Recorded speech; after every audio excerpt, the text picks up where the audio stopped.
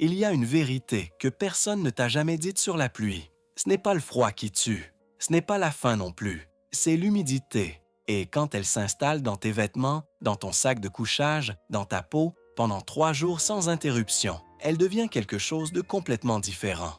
Elle devient une urgence médicale. La plupart des gens voient la pluie comme un inconvénient, un trajet désagréable, un parapluie oublié. Mais pour des milliers de personnes qui dorment dehors chaque nuit, la pluie qui ne s'arrête pas pendant 48, 72, parfois 96 heures d'affilée, c'est une question de survie pure. Et voici ce qui est fascinant. Ces gens survivent. Pas tous, mais beaucoup. Et ils survivent en utilisant des techniques que la plupart des personnes logées n'ont jamais envisagées. Des méthodes qui viennent non pas de manuels de survie, non pas de gear hors de prix, mais de dizaines d'années d'expérimentation forcée dans les rues les plus pluvieuses du monde. Ce que tu vas voir dans cette vidéo va probablement changer ta façon de penser à l'eau, à la chaleur corporelle et à ce que signifie vraiment être préparé. Parce que rester au sec quand il n'y a pas de toit, pas de chauffage et aucune fin de pluie en vue, ça ressemble à de l'impossibilité. Jusqu'à ce que tu comprennes exactement comment ça se fait. Commençons par le vrai problème, pas celui que tu crois. Quand les gens pensent à survivre sous la pluie, ils pensent immédiatement au froid. Et oui, le froid est dangereux. Mais les vétérans de la rue savent quelque chose que les médecins confirment et que presque personne d'autre ne comprend vraiment. L'humidité est plus dangereuse que le froid. Voici pourquoi. Le coton mouillé conduit la chaleur corporelle 25 fois plus vite que l'air sec. 25 fois, ce qui signifie qu'un t-shirt en coton trempé par la pluie te vole ta chaleur corporelle à une vitesse qui rend l'hypothermie possible, même par 15 degrés. Pas par moins 10, par 15 degrés positifs. C'est une journée de printemps pour la plupart des gens. C'est une urgence pour quelqu'un en vêtements mouillés, sans possibilité de se changer. Et ce n'est pas tout. Des vêtements constamment humides pendant 2 ou 3 jours créent un environnement parfait pour les infections fongiques. Le pied de tranchée, cette condition qu'on associe aux soldats de la Première Guerre mondiale, se produit régulièrement dans les rues américaines chaque hiver. La peau commence littéralement à se décomposer après 48 à 72 heures dans des chaussettes mouillées. Des gens perdent des orteils, des gens perdent des pieds. Et il y a l'aspect que personne ne mentionne jamais. Le sommeil. Essaie de dormir vraiment quand chaque centimètre de ton corps est froid et humide. C'est impossible, et le manque de sommeil amplifie chaque autre danger. Le jugement se détériore, la production de chaleur corporelle baisse, les décisions deviennent mauvaises exactement au moment où elles doivent être bonnes. C'est le vrai problème, pas juste l'inconfort, Anna. Un effondrement systémique de toutes les défenses du corps. Alors, comment est-ce qu'on y survit? La première leçon que chaque personne sans abri apprend sur la pluie prolongée est celle-ci. Ne réagis jamais à la pluie. Anticipe-la. Pendant que la plupart des gens vérifiaient encore si l'orage passerait, les vétérans de la rue étaient déjà à la bibliothèque à consulter les prévisions météo à 48 heures sur leur téléphone, souvent sans forfait, mais avec le Wi-Fi public. Ils avaient déjà calculé combien de temps la pluie durerait, quelle direction viendrait le vent, et dans quel endroit de leur territoire ils passeraient la nuit avant même que le premier nuage apparaisse. C'est de la planification militaire, pas de l'improvisation. Et le premier outil dans cette planification, c'est quelque chose que tout le monde connaît, mais que personne n'utilise correctement. La bâche. 15 €. C'est tout ce qu'il faut pour avoir un abri imperméable qui, installé correctement, surpasse des vestes de randonnée à 300 €. Mais le mot-clé, c'est correctement. L'angle magique, c'est 30 degrés. Plus incliné que ça, la pluie s'écoule bien, mais le vent attrape la bâche comme une voile et tout s'effondre. Moins incliné, l'eau s'accumule au centre jusqu'à ce que le poids fasse tout céder à 3 heures du matin. Exactement 30 degrés. La configuration la plus utilisée, c'est le A-frame. Une corde tendue entre 2 arbres ou 2 points fixes, la bâche drapée par-dessus et l'eau s'écoule des 2 côtés. Simple, efficace. Mais ce qui sépare les débutants des vétérans, c'est ce qu'ils font ensuite. Ils posent une deuxième bâche par terre. Parce que voilà le secret que personne ne te dit sur la survie sous la pluie. L'humidité ne vient pas seulement du ciel. Elle monte du sol. La terre humide aspire l'humidité à travers n'importe quel tissu par capillarité, exactement comme du café dans un morceau de sucre. En quelques heures, un sac de couchage posé directement sur le sol est trempé par le dessous, même avec une bâche parfaite au-dessus. 2 bâches, une en haut, une en bas. C'est le minimum viable. Et pour les bords, il y a ce qu'on appelle la technique du burrito. Les bords de la bâche sont enroulés vers l'intérieur et lestés avec des pierres, créant des joints étanches qui empêchent l'eau de s'infiltrer et le vent de passer en dessous. C'est de la science de toiture. Des Ikitangzag, avec des matériaux de 15 €. Mais les structures ne suffisent pas. Parce que la pire erreur que font les gens quand la pluie s'installe pour des jours, c'est de se battre sur le mauvais front. Tout le monde pense à protéger ses pieds, ses mains, ses jambes. Les vétérans de la rue ont compris quelque chose de contre-intuitif. Les bras mouillés ne tuent pas. Les jambes mouillées sont misérables mais survivables. Un torse mouillé, c'est là que l'hypothermie commence à frapper vraiment. Ton cœur, tes poumons, ton foie, tout est là. Laisse cette zone se refroidir et tout le reste suit. Alors, voici ce qui devient la pièce la plus précieuse dans la rue lors d'une pluie prolongée. Pas des chaussures imperméables, pas des gants, un imperméable avec capuche. Les gens sans abri échangent des biens presque n'importe lesquels contre un imperméable correct. C'est littéralement de la monnaie. Et certains vont encore plus loin. Ils enroulent chez leur torse avec des sacs plastiques sous leurs vêtements normaux. Sacs de supermarché, sacs poubelle, peu importe ce qui est disponible.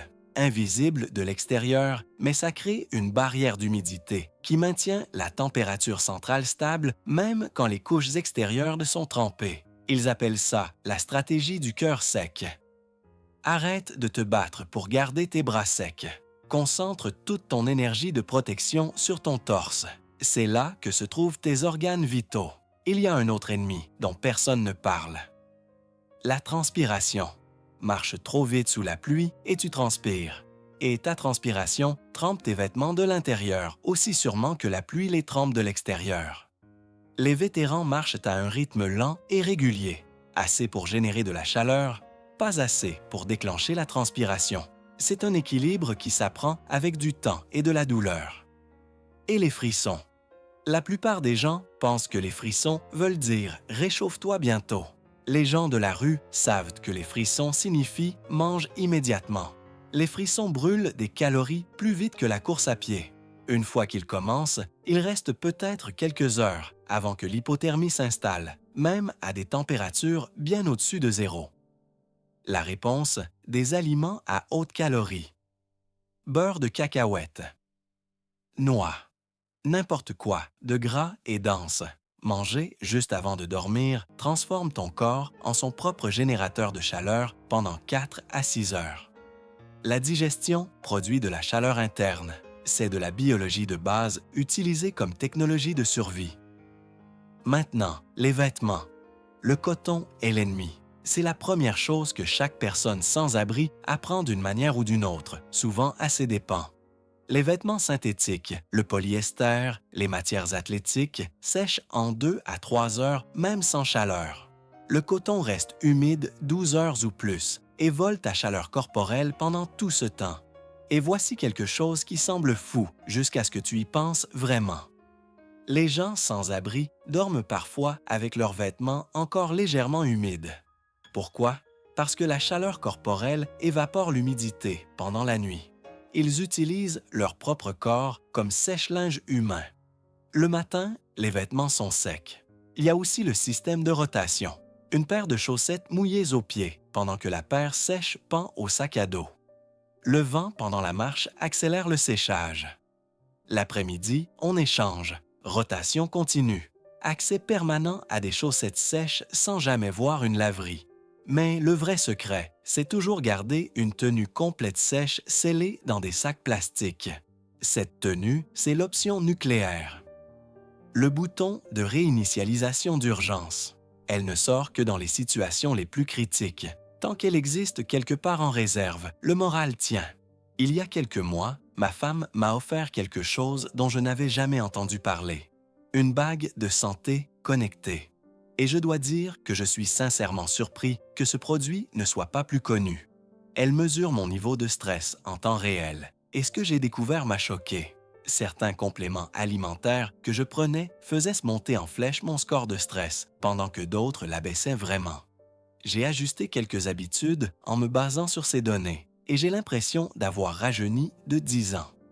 Ma femme l'utilise principalement pour suivre ses cycles menstruels et elle est obsédée par son score de qualité de sommeil.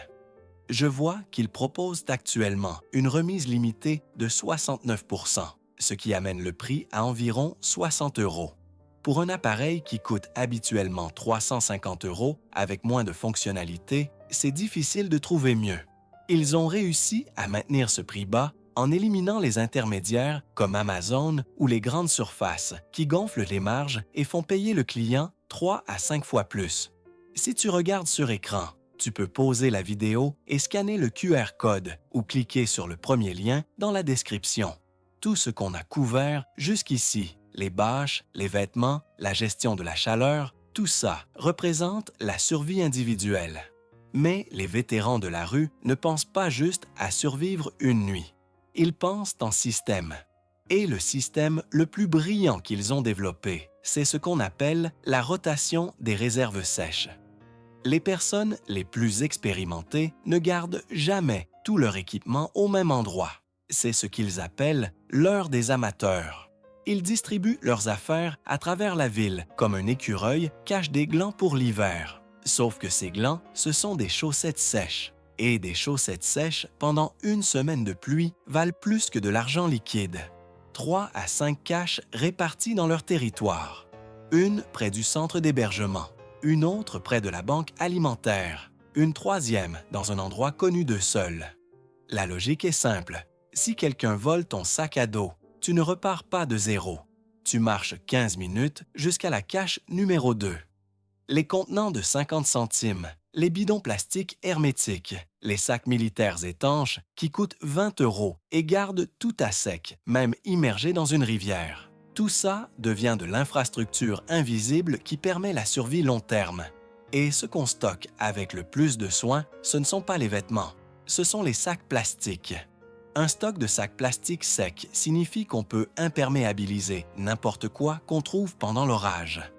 De la nourriture, des papiers, ce téléphone que quelqu'un t'a donné. Les sacs plastiques, c'est de la monnaie dans ces communautés. Certains groupes vont encore plus loin et créent des systèmes informels de stockage mutuel. Tu gardes mes affaires dans ta cache, je garde les tiennes dans la mienne. La distribution équivaut à la sécurité. Un réseau de confiance construit sur des sacs plastiques et des chaussettes sèches. Et puis, il y a la lecture du ciel. Les vétérans de la rue ne réagissent pas à la météo. Ils la prédisent et franchement, ils sont souvent meilleurs que les applications. Des nuages gris foncé bas et épais signifient une pluie forte dans les prochaines minutes. Prends couverture maintenant. Des nuages gris plus clairs avec de la texture, c'est une tempête qui passe déjà. Il reste peut-être 30 minutes avant que ça se dégage. Le vent est l'arme secrète. Quand la direction change soudainement, quelque chose se passe dans les 30 à 60 minutes. Les anciens de la rue appellent ça le retournement météo et la carte de drainage dans leur tête. Pas toute la ville ne sèche à la même vitesse. Les zones en hauteur drainent en 1 heure après l'arrêt de la pluie. Les zones basses près des rivières ou dans les vallées restent humides pendant des jours, parfois une semaine entière. Connaître les parties de ta ville qui évacuent l'eau rapidement et celles qui deviennent des marécages peut être la différence entre dormir sec ou se réveiller dans une flaque à 3 heures du matin. Et l'approche de la fenêtre sèche. N'importe quelle pause dans la pluie, même 20 minutes, devient du temps d'action. Changer de position, faire sécher l'équipement, reconstituer la nourriture, parce qu'attendre que les conditions se dégradent, c'est comme ça qu'on se retrouve en hypothermie. Voilà ce que cette vidéo ne t'a pas vraiment dit explicitement, mais que tu as peut-être compris en regardant. Ce n'est pas une liste de conseils de survie, c'est une philosophie complète de gestion des ressources sous pression maximale. Les gens dont on a parlé ici n'ont pas de toit, pas de chauffage, pas de prévision de fin de pluie. Et pourtant, ils ont développé des systèmes logistiques, des protocoles de gestion thermique, des réseaux de stockage distribués et une lecture climatique qui ferait honte à beaucoup de préparationnistes professionnels. La différence entre survivre une nuit sous la pluie et survivre une semaine entière, ce n'est pas l'équipement, ce n'est pas l'argent, c'est la connaissance. Et la connaissance, ça ne pèse rien dans un sac à dos. La prochaine fois que tu regardes la pluie tomber depuis ta fenêtre et que tu te plains de devoir sortir, pense à ça. Quelqu'un dehors a déjà cartographié chaque centimètre sec de cette ville, a déjà préparé ses caches, a déjà lu le ciel et sait exactement quand ça va s'arrêter. Et il sera au sec demain matin.